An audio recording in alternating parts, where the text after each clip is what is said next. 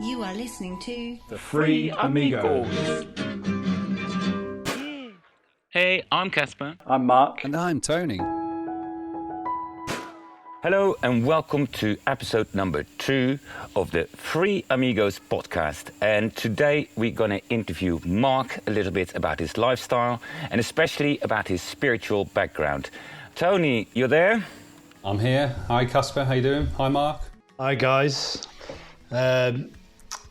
Been a bit anxious about this one because I know I just got a feeling that Casper's going to enjoy this one.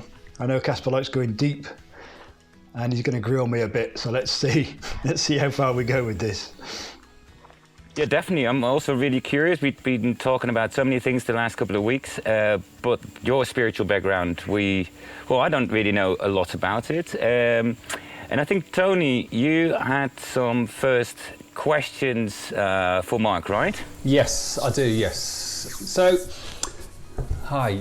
So then, Mark, your brand is the Buddha Spot, and that's where your website and your brand, and this is what you're looking to progress and develop and market and produce, I suppose, products and help other people with their human optimization and increasing their human potential, and you want to spread the word and the ethos around that.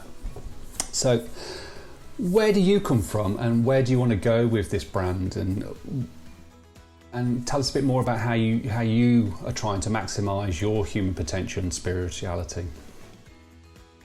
Well, even though I know there's a lot of talk about brand on this journey, but initially it was just an idea I had really. As we all started off on this journey on this entrepreneur's journey by seeing an ad on YouTube, I think, for mentors, which again we kind of touch on this podcast now and again. But that's how we all met, and that's how we sparked our whole entrepreneurial journey. But I had an idea. We can go back further into where this all started. But I've been on this kind of 7-year-long spiritual journey, sparked by I don't know whether you would call it an awakening or like a sliding doors moment, but certainly a sort of a very challenging period in my life. And it kind of forced me to wake up and evolve very quickly. And we can talk about that 7 years and what it involved, because it's very different compared to the first 33 years of my life. But on hearing the initial videos from mentors, I had an idea that I wanted to share my experiences that I've been through over the last 7 years, a lot of which it started off with Buddhism and the Buddha's teachings and progressed from there.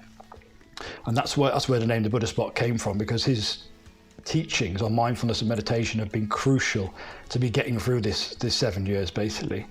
But I knew I had a story to tell. I knew I had a lot of experience that I've been through that could potentially help others, and so I wanted to create a blog around it. I didn't know about a brand and a business, but that's where it started, this blog, The Buddha Spot, which I was going to talk about teachings on mindfulness and meditation and my spiritual experiences. And so it's gone on from that. Or now we're talking about brand, as we're all doing, creating our own personal brands on this journey. But initially, it was just a way for me to share my story and hopefully help a few other people as well that have been in the same position. Okay. Well, from that then, can you help us understand more how you knew the moment where you became overwhelmed with depression and how it led you to discover the retreats in Peru and your adventures and your discovery in the Amazon?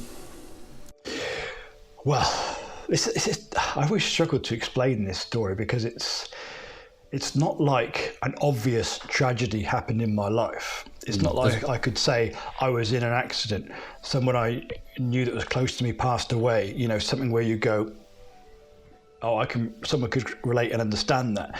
What happened to me was 33 years of my life, up and down as we all are in our lives, but it was a fairly kind of standard life up to that point, I suppose. I'd done a fair bit of travelling, been to university, worked as a designer, met my then fiancée, who's my wife now, and we basically, if I'd done a podcast 7 years ago like this, there wouldn't have been that much to tell. Basically, you probably would have been over in about 20 minutes. It was pretty standard. There's been a Rubicon in your life then when you hit around the age of 33, your early 30s. Then yeah, something happened. It was very sudden. It's not something that I went looking for, not something I asked for, but it was something that forced me to evolve. It was like, and I've said this before, I've spoken to other people, it was like, look, evolve now or die. Because what happened was I've been to Peru, this amazing 3-week experience, proposed to who is now my wife. We've been to the Amazon jungle, we've been to the Andes Mountains, Machu Picchu. I mean, it was probably the greatest, I think my wife would probably say the greatest 3-week period of our lives. And it kind of opened up something in me, something spiritually that I think I touched on a little bit with some of the Buddhist teachings that I'd started to delve into. I hadn't done much meditation, but it was kind of the contrast between that kind of spiritual awakening that happened in the Amazon and the Andes Mountains, and then coming back to London and to my life. And I remember vividly working in London in a sort of corporate graphic design job. I was just I come off a high from coming back from Peru, but the contrast of coming back to London and being in the city and it being concrete and buildings, and I was kind of researching at the time a few different things about plant medicines, ayahuasca, which I can talk about a bit. It was the contrast between that and coming back to London, and it just created like almost like a split. I couldn't explain it at the time, and what it would be called in shamanism is soul loss. That's what I've been told, or I think in the Western more traditional Western roots, it's like what do they call it?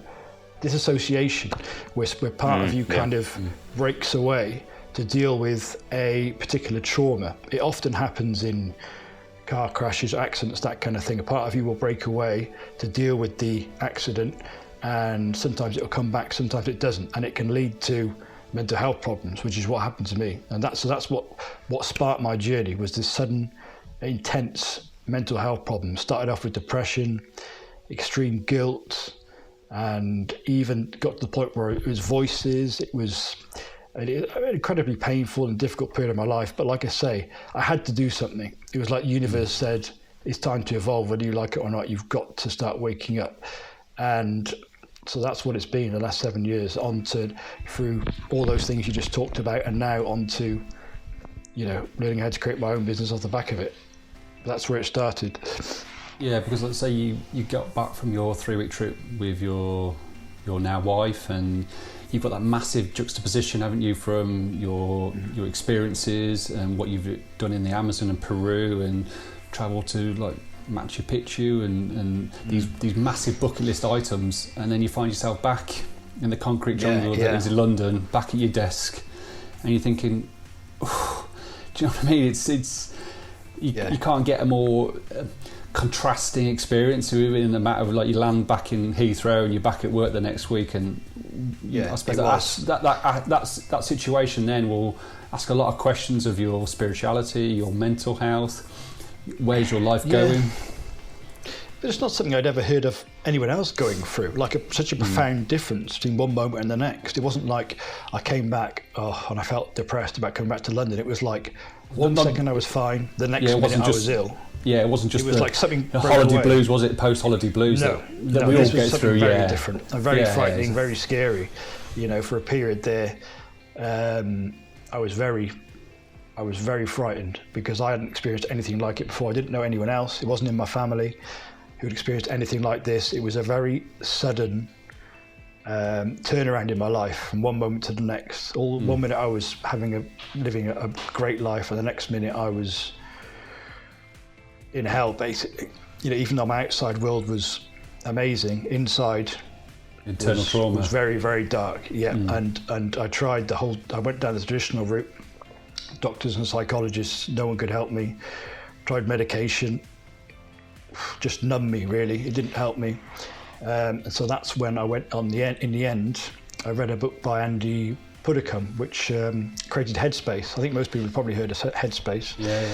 He was a monk. Yeah. was a monk, yeah. And what drove him was he went for a period of what do they call, like PTSD. He saw a friend of his get killed in a car crash in front of him, and that's what took him on his journey to becoming a monk. And I thought, maybe if I do that, it will help me as well. So that's where my journey started into meditation. A lot of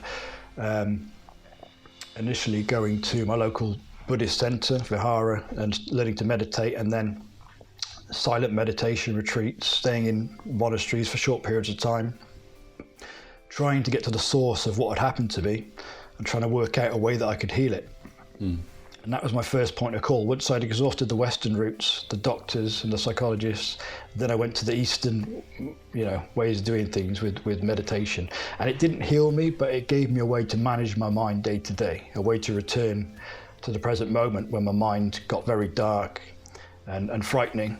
Just being able to return to the body. This is why I always tell people about meditation. It's just about noticing when you got carried away in your mind, you're returning back to the present moment, back to your body. That's all it is. And that helps me manage my mind day to day. I wouldn't say I'm completely healed. I'm still on the journey, but I've made big strides, definitely. Yeah. So you're now able to, almost as a third eye, a third person perspective, sit back, allow your thoughts to wander, let them drift on and carry on and be present in that moment. Yeah, it is. It takes a long time. I've been meditating for, how long would it be? 5 years, 6 years? But initially you just do it, I think as most people do it, as a way to just to calm themselves, reduce anxiety. But what happens eventually, this is what I learned from a few different senior monks when I was at these monasteries, is that you learn that in fact you are not your mind, you are the witness of your mind. And it's just about remembering that. And the more you meditate, the more you step into that observer role, so that you're not always trapped in your mind, getting carried away by every thought and emotion that comes up. You can witness it. Okay, there's fear, there's anxiety, there's guilt, there's shame, and name it, and then come back, feel it where it is in your body, and you're instantly back in the present moment, because your body is rooted in the present moment. It gets you out of your mind. And really, I've done some terrifying stuff, the most terrifying of which would be a 10-day ayahuasca retreat in the Amazon. I don't know if you've heard of ayahuasca, but... Yeah, so tell us more then, Mark, then that leads us nicely on the segue onto the experience that you've had with plant-based medicines and the mother ayahuasca and shamanism. Ayahuasca. Tell us more about that then. Yeah, that was... how did that start? Initially after meditation, learning how to manage my mind, but not really getting anywhere with healing it. I went on some meditation retreats, and if anything, you could manage it, but you wanted to heal. I could manage it, but they were making, I remember on one meditation retreat I went on to, it was making my mental health worse as I was there. It was almost like, what can I say? I think with meditation, and in particular those long Vipassana retreats, it brings into focus whatever is under the surface. So if you've got some kind of psychological wound, it's going to be increased. It's going to be intensified. Whatever you're hiding is intensified, and that's often what you get with plant medicine as well. But I'd heard of it when I first went to Peru before this all happened. Like, our guide there was talking about ayahuasca. He was talking about it. Just started to become a bit of a, I don't want to say a craze or a fad, but it just started to come into popular consciousness. I think Rogan and Aubrey Marcus, the two podcasts I followed, they'd started talking about their experiences. I think there's London Real as well, another podcast that I follow. They were experimenting with DMT and ayahuasca. So there's a lot of people talking about it. And our guide actually in Peru, in the jungle, he told me that a lot of people will do it, and if they don't do it in the right setting with an experienced shaman, in a protected space, there have been instances where people have lost their minds doing it. And I wouldn't have done it unless I was in dire straits, like having real issues. And I thought, they always say with ayahuasca, only do it if you feel a calling, if you feel connected to it in some way. And if you don't, stay clear, because it's not to be messed with. It is the absolute mother of psychedelics or plant medicines, whatever term you want to use. Build your way up to it. I'd kind of experimented a little bit in my teenage years, but I don't think anything could, apart from deep meditation retreats And that's what got me through my experiences with ayahuasca and plant medicine, is knowing how to stick to the present moment. If you don't know how to do that, you can get yourself in a worse state than you were when you went there, because you can't really explain those kind of dimensions that open up to you when you take these kind of plant medicines. But in particular, the shamanic work that the shaman will do around you, they work with the medicine to heal trauma. That's how it works. Yeah. But on reflection now, I'm not sure whether you need to do these really intense plant medicines. But one thing I would say, and the first time I did it was in the UK actually, but that's the first time I heard about soul loss. And the shaman who worked on me afterwards said, "You've experienced soul loss." And a few years later, actually, when I went to the Amazon again for this ayahuasca retreat, the shaman there said the same thing: "You've experienced soul loss." So that's the first time I had an idea of what had happened to me and how to solve it. And I didn't many retreats. Can you explain that a little bit more? Like what you mean with soul loss? Soul loss? Well, yeah. it would need a kind of experienced shaman. I've done a little bit of basic shamanism, but it's that like you could call it PTSD, which people might more understand, where you go through a traumatic experience, and it's so overwhelming for your mind that part of your soul, or you could say your energy or life force, whatever you want to call it, breaks away and takes the trauma away in order for you to get through that situation, because it's such a shocking experience. Yeah. And most of the time, that part of you will slowly filter back. But sometimes, if the trauma is too much, you get it a lot with people who've gone through childhood abuse. It's so shocking, it's so traumatic that parts of them break away, and you get like split personality, that kind of thing. Thankfully, my trauma wasn't that intense, but that's the best way I can describe it, really. Part of you breaks away and can't get back, and it's lost. And the shaman will have to call that part of your soul back. And for me, it happened, my soul basically fractured into a number of pieces, and I worked with a shaman without plant medicine in the UK who was slowly able to bring those parts of me back and start to make me, bring me back into the whole, I suppose. Yeah. It's a difficult thing to explain. I'd have to get someone on here who's more experienced, but that's the basics of it. That makes perfect sense. It makes perfect sense, yeah. I do understand what you, Yeah. So the shaman rebuilds you spiritually again? Puts your pieces of your... It's put me back together, jigsaw, you could say. Your soul jigsaw back together. Exactly. This is one of a better phrase. Together as a person. Yes. But, there's still a lot of work to do. And I don't think there's anybody really who hasn't experienced some kind of soul loss, even if it's little parts of ourselves. It doesn't take much. Maybe that your parents are divorced when you were young or something like that, and that can be enough to just, or you go through a difficult breakup in a relationship and part of your soul leaves with that person. Just little parts of ourselves that we just lose as we go through life. And sometimes, they'll come back on their own, and you overcome a relationship or breakup, wherever it might be. But sometimes you don't, if you feel like you haven't fully moved on from something that you went through in the past, it's likely that you've experienced some kind of soul loss, whatever it might be. We all go through difficult things in life. Usually we move on successfully. If we don't, then from a shamanic perspective, that's what's happened. Part of you is left with the person, or is still in the event or in another space and hasn't come back to you. And that can be regained or rebuilt? Yeah, they can call it back. Yeah. I mean, you have to kind of be open to this kind of thing. Shamanism, it's not for everyone, but there's no Western equivalent, I don't think. Certainly, I've never experienced anything. I think it's getting there. Mainstream thinking in the West.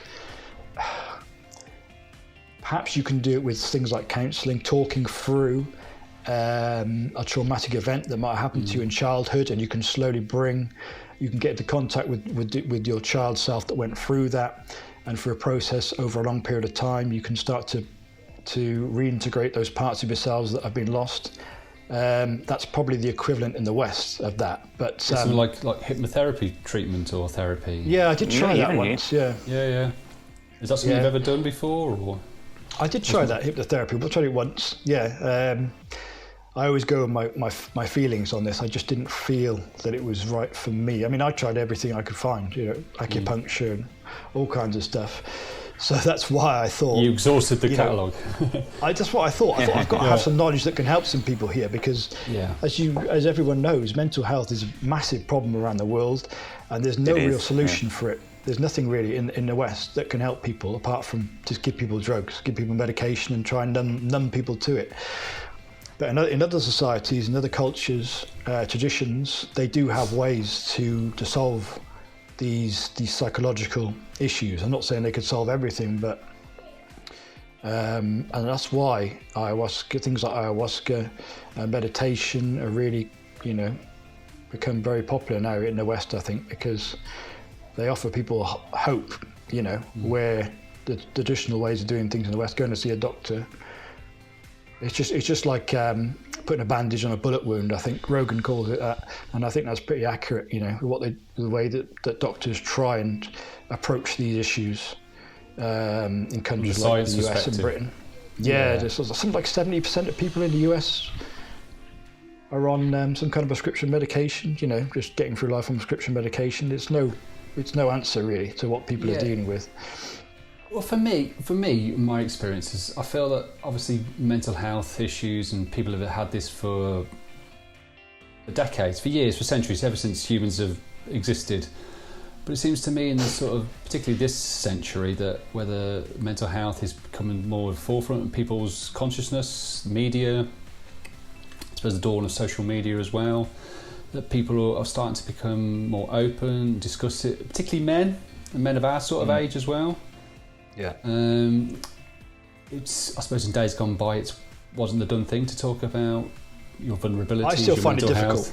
Yeah, exactly. And I think a lot of men, a lot of people, and especially adult men, do. I've got to adopt that sort of age mentality of thinking, it'll be okay. I'll be all right tomorrow. It'll be fine. You know what I mean? Well, that sweep under the carpet mentality. That's how we were brought up, right? In many ways, right?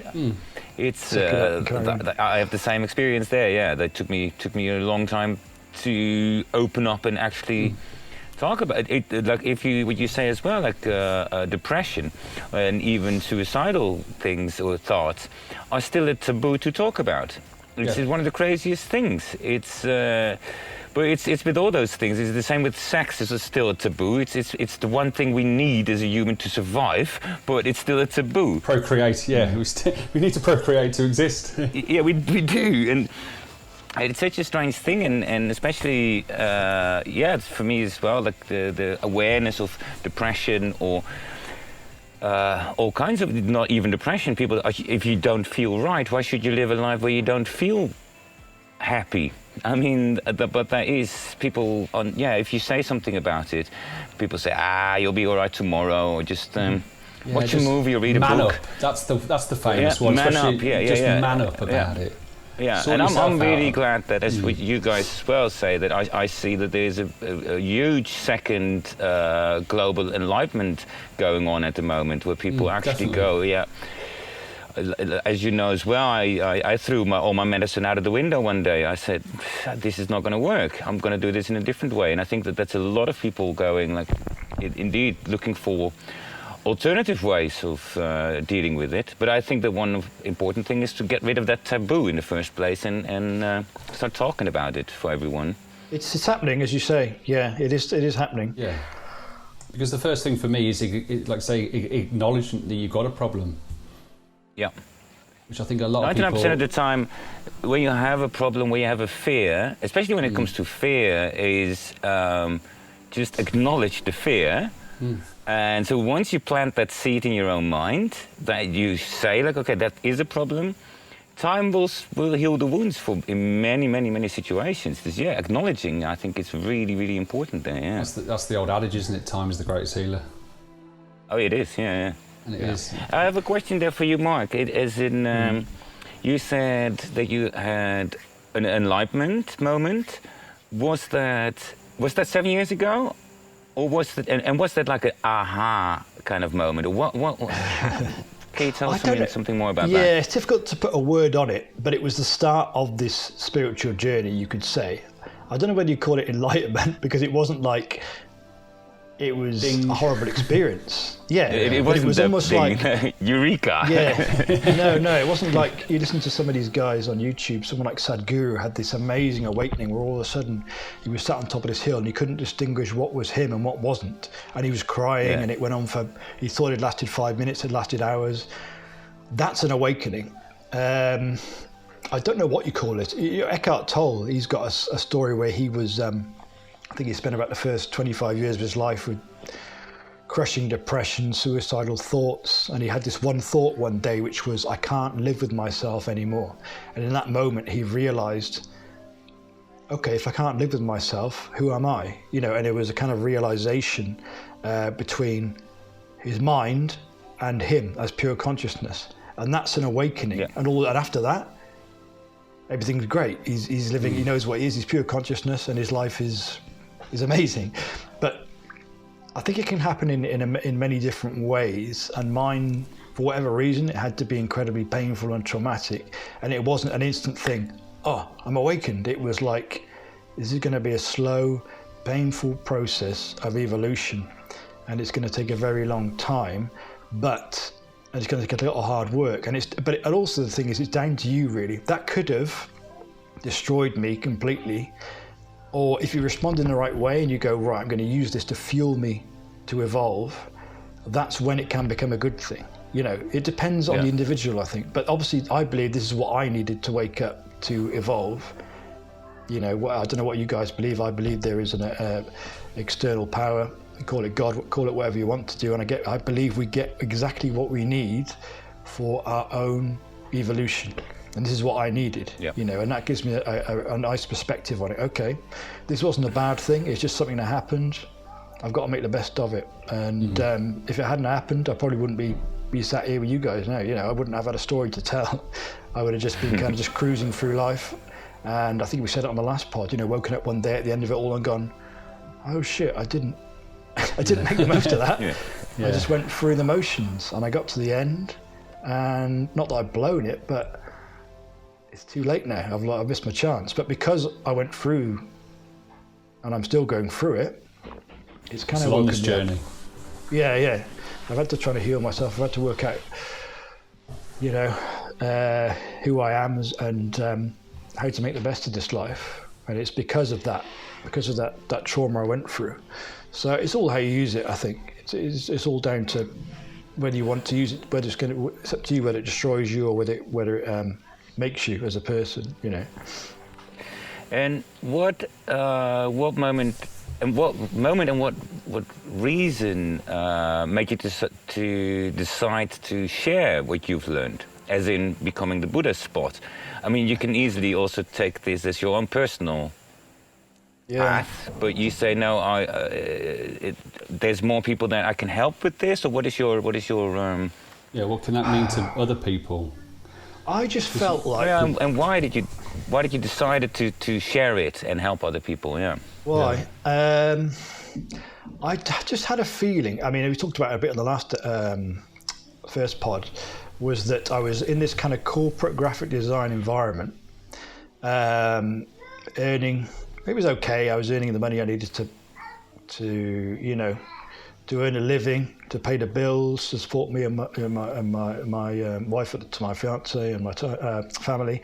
But I had a feeling like there was more for me to offer the world. I had something more that I was supposed to be doing, more that I could help. And I just felt like once I've been through the worst of this, okay, I think this is my way that I can help. You know, I just had a bit of a calling, wanting to help, to make the most of this life, and that's how I think you do it. Is you help others. For me, that's pretty clear. You know, that's the meaning of life: is to heal yourself and help others. And I felt like, okay, this is the way I'm going to do it. Mental health is such a problem in the world. I'm not saying I could help everyone, but and you know, and you just help one other person, Mark. That's it. That's what I said. Yeah, there's another guy who commented on my blog, said he liked my blog, and I said, he said, I'm amazed at the way you can share, you'd be so open with your story. But I just said, if it helps one person, that's it, really. That's all it needs to do. And what it becomes from here, you know, we're all on this path to learning how to create a digital business around our own personal brand around our passions. But I don't know what it will become. But I know there's something there in the future, a business that I will build where I'll be able to help people more. But I'm just learning the ropes as you guys are at the moment. But I'm on the path to that, whatever it is. They're helping a lot of people. We'll see. We'll see how it develops. So you talking about that and how you could translate and connect the Buddha spot into freedom that you're searching for and that you're trying to create now? And what avenues, any other sort of business type avenues that you want to create or produce in the future, any physical products like e-commerce, and develop that under your Buddha Spot brand that might help people with any obviously legal products. I don't go down the plant medicine route. Yeah, exactly. Sure. But is that something in the back of your mind that you want to develop this even further and expand it and have other avenues, and just wonder how you're going to connect the spirituality of your brand and your interests and your obvious passions that you have for meditation, spirituality, yoga, and the teachings that come with that and from the Buddha, and how to form that into creating a freedom lifestyle in and around that. What's your vision here? Well, as I said earlier, I'm still on this journey of healing, really. Is it ever done? I don't know. But what I'd love to do, and I said it on the first pod, was have that freedom, which is why I love the whole affiliate marketing model, and when we all do, to be able to create my own business, work on things that I'm really passionate about, like this podcast. Personally, I think this is, for me, if it was only this podcast, that might be enough, in that we're kind of talking about these things and we're reaching people and we're helping people. Maybe it doesn't become a big business where I'm kind of selling training courses and webinars and seminars and holding big events. Maybe it's this podcast, and we turn this into, a way to reach and help people, and this becomes the business. If it was that would be fantastic for me to do something like what Rogan's doing, what Marcus is doing. It's a massive vehicle. It is, and maybe this is it. And I'd be so happy if it became that. And like we also said in the last pod, it doesn't necessarily have to be earning millions. It's like earning enough to be comfortable to be able to fund the lifestyle that you want to create. Yes. And so for me, that is having the geographical freedom and time freedom. So if I want to go and spend 3 weeks, because one thing I was going to mention earlier, I think the reason why the mental health is such a problem is because we've lost a connection with our real selves, our soul, if you like, and also with nature. I think our modern lives aren't really the ideal ways for human to live, in these kind of, a lot of people in office environments, corporate environments. I know, they're manufactured, aren't they? There's outliers like Casper, who are sat there on a tropical island, but surrounded by nature. But for a lot of people in the US and the UK, in the Western world, we're in manufactured environments. We're cut off completely from our spiritual sides, from our souls, from nature, from the earth, and that, I think, is one of the big reasons why mental health is such a huge problem. So just going back to the original point, I want to be able to go and spend 3 weeks in the Amazon. I want to be able to go to India and spend 2 weeks at a yoga retreat, healing myself, learning new things, so I can then take it back, maybe share it here or whatever my platform is, and help others that way. That's my dream, to be able to just travel, see the world, and be work able to on reconnect. your human. And this is all to go and fuel your human optimization for yourself, because doing that for yourself allows you to educate and share that knowledge and experience with others. Yeah. You got to sort yourself out first. I'm a firm believer in that. You can't help others until you've got that solid base yourself. You got to heal yourself, which I've done a lot of work on. And believe me, I'm in a much better place than I was a couple of years ago. Share. Yeah, and a lot of that was down to. Have you heard of Sadhguru, you guys? I know he's pretty big on YouTube now. A lot of the work in the end, going through Buddhism, going through ayahuasca and plant medicine.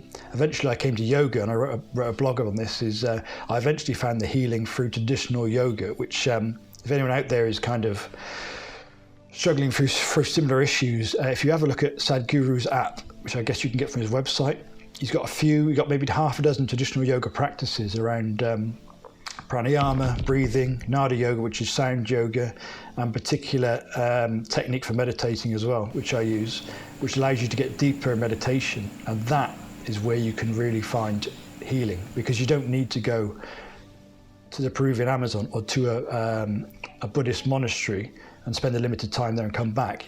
I meditate twice a day, do yoga twice a day, and that was the key for me. It's like a consistent daily routine of the traditional yoga practices and meditation. Making it an habitual and that thing. Slowly, that's where I found my healing, And so I want to learn more of that. My plan is to go over to his yoga retreat centre in India. My daughter's just getting that. But that's my plan. I want to go over there for an extended period. Yeah, just talk in. Just talk us through your typical daily routine then, Mark, when you get up in the morning. First thing, I'd love to say I'd jump out of bed and start doing yoga, but to be honest... We all do that. We all do that. Who doesn't, Mark? Come on. I'll be honest. First thing, I've got water by my bed. I'll drink my water. Yeah. Then, to be honest, I'll often just wake myself up on my phone for a bit, flick through my phone. And I know a lot of people would say, no, don't do that, get on with your yoga, but I do. And it wakes me up a bit, to be honest. Then I'll do some more kind of like hatha yoga, which is the kind of yoga you'll see here in the West. Yeah, that's studios, what I do. Stretching, yeah. A bit of that. Sun salutation is a good one.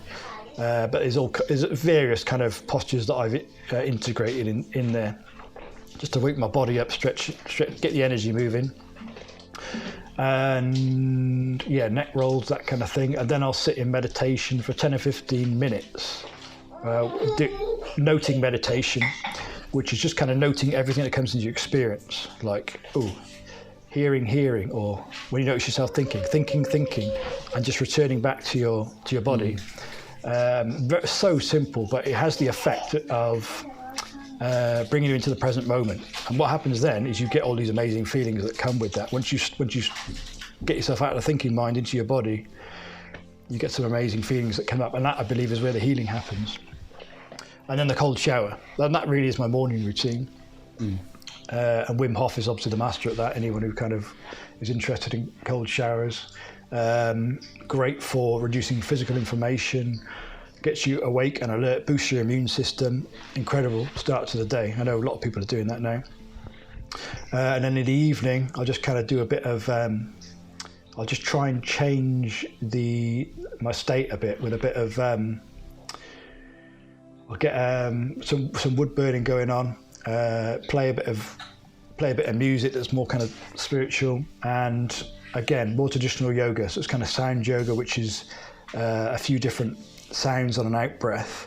Again, you can check these out on with Sadhguru's app. All prepare me for meditation, because there's one thing just sitting down and trying to do meditation, but if you prepare properly beforehand with yoga, with the right scent, with the right sound, then you can get really deep into meditation, and that is where the real benefit happens, the real healing happens.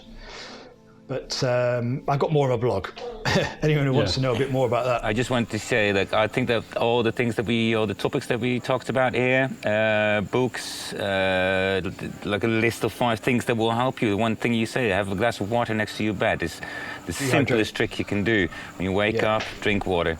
Hydrate. And hydrate. And I think what we can do is we will post links to all these tips and tricks and blogs and books on the website, so for everyone to read through them themselves. Definitely, we'll have a resource section. Yeah, definitely. So that's where you are now, then, Mark. So I know you've got short, medium, and long-term visions, but can you tell me, where would you expect to be in sort of 5 years' time in terms of your own spirituality, your Buddha Spot brand, your lifestyle brand business, and also just more of a personal level, your family, your situation? Because I know you've talked about maybe possibly going to Australia. Where do you see yourself in 5 years in all aspects of your life? Health, wealth, by that point, social. I would hope that I would achieve that ideal day that we talk about in start of the mentors journey, which is about having the freedom to work from wherever I like. Maybe it's not an ideal day, as I talked about before. It's the ideal lifestyle is having that freedom to be able to, if I want to spend 6 months working in the UK, and then spend 3 months in Australia visiting family, and then I spend a couple of weeks on a yoga retreat in India, and then maybe we come back for the UK for a period, and it's traveling with family, but it doesn't mean like necessarily to be the full-time traveller like Casper. It's kind of having just the freedom of choice, just not like, okay, I'm tied to an office for 50 weeks a year and I get 2 weeks where I get to go and enjoy myself in the sun. It's being able to go, okay, now I feel like I need to reconnect with nature. I'm going to go to the Amazon for 3 weeks. Okay, you know what? Now I need a bit of stability. I'm going to go and work from the UK for 6 months. So I don't know exactly if I could pin it down to an ideal day as such, or an ideal scenario. It's just having that freedom, working on projects that I'm passionate about, like the podcast, and just continually progressing myself, healing myself, because there's no end, there's no limit, there's no end to it. I always talk about in my branding now is about achieve your human potential, but there's no limit to that. There is no way you could achieve your human potential, but it just is infinite. So you just kind of, all you can do is move in that direction, and keep moving forward, keep being a bit better today than you were yesterday. And it's just progressing that on this journey that I'm on at the moment, really, which has been boosted by, this entrepreneur's journey that we're on with mentors, and we can all talk around that as well. There's just the kind of huge boost that it gives you to be creating your own business. Like it's as challenging and as rewarding as anything else I've done, really. Just kind of bringing out your any blockages that you've got, making you face your ego. You have to kind of continually face disappointment and continually getting lost and confused on the journey. You just have to keep going. Constant challenges, you've got to overcome, and you've got to be comfortable on video, and now we're creating a podcast, and all the time you've got this amazing support, isn't it? It's incredible. It's part of this journey that I'm on. I consider it part of the spiritual journey as well. I don't like to kind of say, okay, that in Peru is spiritual, that Buddhist monastery is spiritual, but this mentors is business. It's all the journey, it's all growth, kind of, isn't it? And spiritual development. Journey. Yeah, this is all part of it. This is part of the spiritual journey as well for me. So would you see yourself, is Australia like an ultimate destination? Would you emigrate there, or just spend, say, like, right, know. That's it, say to your wife and Lily, right, we're going to go and see my sister for 6 months over the winter? And I think it's more of that. Yeah, we did consider very seriously moving out there before my daughter was born, but I think it was just a bit tricky. You need certain point system over there, isn't it? I don't think we quite qualified for it, but I think it would suit me more. That kind of outdoors life, there's more connection, I think, to the environment. I'd be up for it. Whether everyone else would, I don't know. I've got other people to consider now. So I think it's more a case of hopefully having the option to be able to go out there for a period and then come back. Not necessarily living in one place 100% of the time, being able to be flexible with it. Yeah, having that freedom in your life would say it gives you that flexibility. You say, right, come on, tomorrow or next week we're going to go off to Australia for a month or 2 months or whatever, and you can still carry on working while you're out there. Yeah, because what a shame to spend your whole life in one country. Yeah, I also noticed that it's not just for you, the way you say it, and actually I never thought about it that way, but that counts for me as well. It's not just that you say, hey, I want to have the freedom to go to Australia or go back to the UK or to France whenever I want. It's that you say, I want to be connected with nature whenever I need that. And that's actually something that...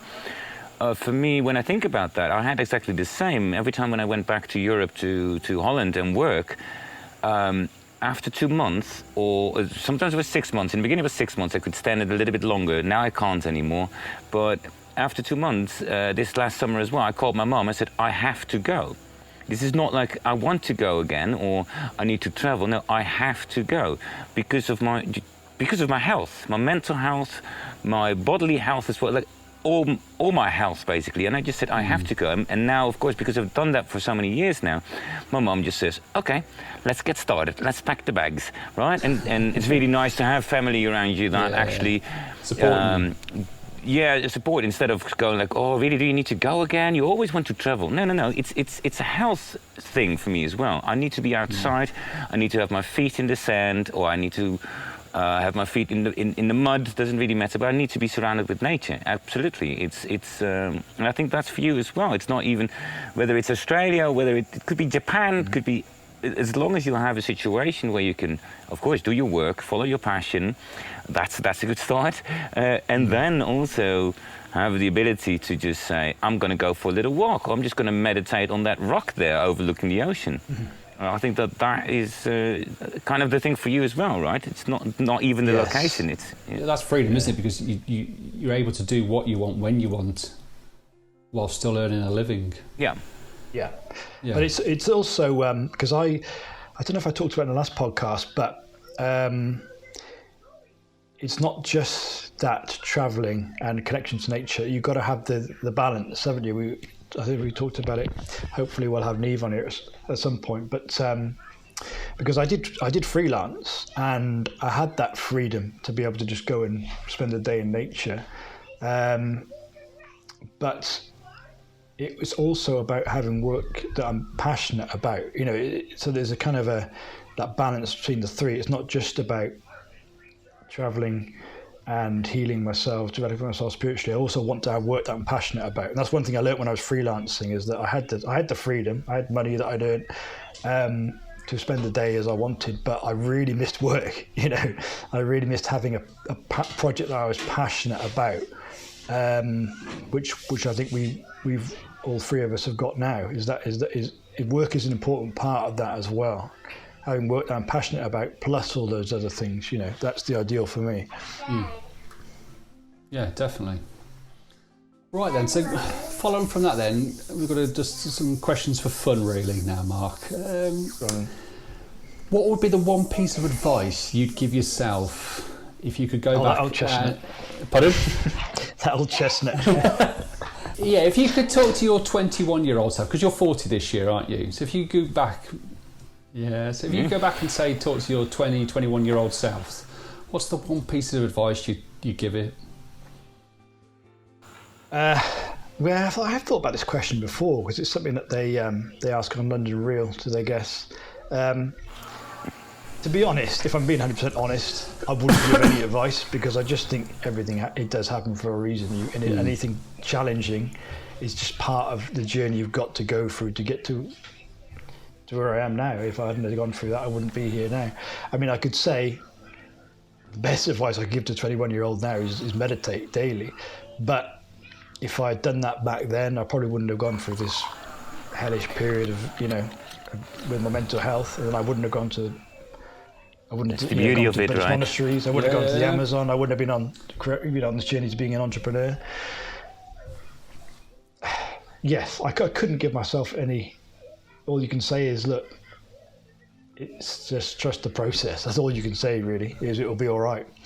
But if I was to give if I was to give a 21-year-old journey advice now, that wasn't me. I'd just say, look, best thing I can tell you is just get meditating, because that's been the key to me, getting through this very challenging period and starting to understand who I am, and waking up spiritually, and just generally kind of having a better influence on myself and the people around me, managing my emotions, and that's been, key to my development, really, meditation. But if I was advising myself, I couldn't really, because I wouldn't end up here where I am now, which is where I want to be. Okay, so give me your top 3 bucket list items in no particular order. What would be the 3 things if you found out tomorrow you had a month to live? What would be right? That's it. It's your wife and Lily. Right, guys, this is what we're going to do next month. Top 3. I like this part. I like this. quick fire round. Yeah, here we go. Q&A with Mr. Dallimore. Come on, Mark. If I only had a month, that's tough because the stuff I want to do. Well, that's what I mean. I want to focus gonna take your months. thoughts here. You got to get serious. Top 3. You got a month to live. What's going to happen? I'm going to go and see as much of the world I can in that month. I can tell you now. I'm not going to be in the UK. I'm going to be. This is the last podcast you're doing. Yeah, I'm gone. Sorry, guys. This is the end. But I'm So going to. it's been fun. I thought you were just getting up and walk away. Just walk out of the podcast. Oh, okay. See ya. Time's are ticking now. Yeah. No, but still, come on. Yeah, so Go on, travel Connor. is one. Have you got? It's going to be There's going to be a few different locations that I feel drawn to most. I'd probably split it. Does spiritual development even matter at that point if you know you're going to be there? Are you going to sit and meditate? I'm sure he would still. What would I do? There's 2 things I want to do, and that is I want to go back to the Amazon, and I'd want to go to Sadhguru's yoga center in India, and bring my family with me, and just I think that's what I'd do. I'd probably spend some of it. Well, do you know what is good though? I've heard for people who are facing the end of their lives is psilocybin mushrooms. That's supposed to be very good. So maybe I'd hunt those down somewhere. That's supposed to alleviate the fear of death. So I'd probably try and track them down somewhere, maybe in Mexico or something. But yeah, They told me that there's mushrooms here in my garden. Someone told that's me. why Casper's there. I know. So I never did them before or anything like that. Really? But it's still on my bucket list. But we had a tourist here a couple of months ago who was constantly in a 5th dimension walking around. So then someone said, yeah, it's because he has, like, in our hotel homestay, there's magic mushrooms growing, apparently. I didn't really? know that. He's on them all the time. So you can always come over here. There you go. I'll go to see Casper in Bali and spend a month there. That's it. Done. Yeah. Oh, gonna have a lot of fun then. Yeah, it seems to be. You just want to try and cram in as much as you could, couldn't you? Travel and see as much of the world and just. It would be, yeah. Do some And I think experience. there's something to be said for living a life like that. I mean, maybe Casper can attest to this. He seems to be that he's living a life like that, where, you know, that old phrase where you say, "Live every day like it's your last." If it was, Yeah. what would you be doing? What you're doing now? I don't know. I wouldn't. I don't think so. I think I'd be taking my family and being off somewhere. But because it's not, you kind of, you know, you don't do these things. You put them off. But that's something that I can say from experience is that you really start to live the moment you die. And so I had and I've been talking to some people I had 2 near-death experiences in one day. And it was quite a weird day, I can tell you that. And and it was in the middle of the desert, so I couldn't check whether I was actually dead or not. And that is just, it was so extremely difficult. But the moment when you think you're actually not going to wake up the next morning, and you prepare your own tomb, basically, this is where I'm going to die, but you do wake up the next morning, you're not going to listen to anyone anymore. You're not going to do stupid things because people say so. You just get a bonus life. So it is an old saying, of course, in Buddhism as well. You really start to live when you die. And so I can absolutely advise, and like you said, I absolutely advise people to live like it's the last month. And of course, don't be crazy, but still, there's always the universal rule of normal, but balance, isn't it? Yeah. Try to get that way, and that's what we're doing as well now. We're trying to create our dream future. We're creating our dream future because we all 3 of us kind of woke up one day and said, I'm going to do this different. I'm going to start my online business, and this is how we met, basically, that we said we're going to change our lives, and this is the moment. And I think that everyone should do that. Just stop being passive, stop finding excuses, because that's the only reason why people don't do it. They just come up with excuse after excuse until the easy way, until things get serious, until you almost die, and then you go, oh, okay, maybe I should have. Absolutely, fully agree on that, Mark. Do you have one more of those the funny last questions, Tony? I love them. Wow, I have. Right, so here's my last question to you now, Mark. I'm not sure if you said it in the podcast, but you lived just outside of London. where you work and you reside at the moment, but you're originally from South Wales. So my question to all you football fans out there, why does a boy from South Wales support the Eagles and not the Bluebirds? That's a good question. Well, finally some quality content in this podcast. So yeah, why Crystal Palace and not Cardiff City? Come on. all I can say is that when I was 10 years old, I started to sort of realise what football was and get into it a bit. I remember watching Italia 90. I think that was probably my first experience of football. Yeah, same here. Seminal tournament that was. Yeah, it was the greatest tournament. But Palace that year were in the FA Cup semi-final. They beat Liverpool 4-3. Who were like the best team in the land. And there was like a what was it called? Match magazine. I think I saw in the newsagent and a couple of Palace players celebrating on the front in their red and blue shirts, and I just loved the look of it. The Virgin logo, didn't it? Read it through, yeah.